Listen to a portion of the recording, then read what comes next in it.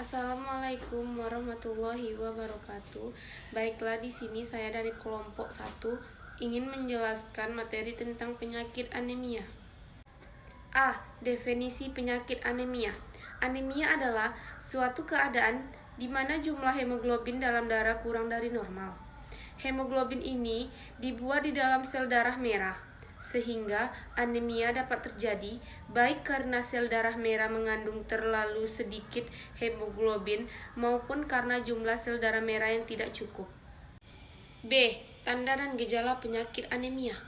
Tanda-tanda yang sering dikaitkan dengan anemia adalah pucat, takikardi, sakit dada, dispenia, nafas pendek, cepat lelah, pusing, kelemahan, titinus, penderita defisiensi yang berat mempunyai rambut rapuh dan halus, kuku tipis rata mudah patah, atrofi papila, lidah mengakibatkan lidah tampak pucat, licin, mengkilat, merah daging, meradang, dan sakit.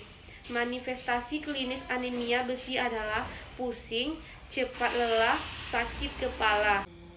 C. Penyebab penyakit anemia. Anemia merupakan penyebab kecacatan tertinggi kedua di dunia. Hal ini disebabkan karena anemia dapat menyebabkan berbagai macam komplikasi antara lain penurunan daya tahan tubuh, gangguan kognitif, pertumbuhan terhambat, aktivitas menurun, dan perubahan tingkah laku. D. Proses berkembangnya penyakit anemia dan kelainan tersebut. Proses anemia defisiensi besi terdiri dari 3 tahap.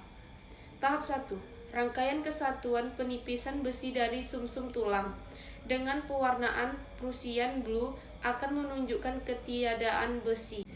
Tahap 2. Eritropoiesis yang kekurangan zat besi di sel. Tahap 3. Akhirnya, kasus anemia defisiensi yang jelas dalam sirkulasi perifer. E. Diagnosis penyakit anemia menurut Kurniat. 1. Hemoglobin dan hematrosit. 2. Indeksi eritrosit. 3. Red blood cell distribution Dewitz (RDW). 4. Retikulosit retikul. F. Faktor risiko penyakit anemia. Anemia defisiensi besi atau IDA dapat terjadi akibat dari beberapa faktor diantaranya kecukupan zat besi masih kurang, kehilangan darah kronis, atau kombinasi keduanya. Anemia umumnya didefinisikan menurut kadar atau tingkatan hemoglobinnya, yang dapat bervariasi berdasarkan faktor penting yang dapat mempengaruhi diantaranya usia, jenis kelamin, dan etnis. Faktor risiko yang menyebabkan terjadinya anemia defisiensi zat besi yaitu konsumsi zat besi indeks kuat, meningkatnya kebutuhan zat besi, kolaborasi zat besi, serta blood loss. G. Penata laksanaan penyakit anemia. Di dalam melakukan tindakan pencegahan terhadap ADB, diperlukan tindakan pencegahan yang terpadu mengingatkan tingginya prevalensi ADB di Indonesia. Pencegahan yang dapat dilakukan antara lain: 1. Pendidikan kesehatan, kebersihan, dan penyuluhan gizi. 2. Pemberantasan infeksi cacing tambang. 3. Cek kadar HB rutin tiap tahun pada usia 2-18 tahun. 4. Pertahankan ASI eksklusif, diperkuat dengan konsumsi bahan makanan mengandung zat besi pada bayi. 5. Suplementasi besi pada kelompok berisiko seperti ibu hamil dengan target 6 hari. 6. Pada prevalensi ADB 40% balita dan anak usia sekolah diberi suplementasi besi 2 mg atau kgbb atau hari, maksimal 30 mg atau hari selama 3 bulan. H. Cara pengobatan masalah anemia. Masalah anemia yang terjadi pada remaja ini perlu segera diatasi ataupun ditangani. Ada beberapa tindakan yang dapat meningkatkan kadar hemoglobin dalam darah, yaitu secara farmakologi dan juga secara non-farmakologi.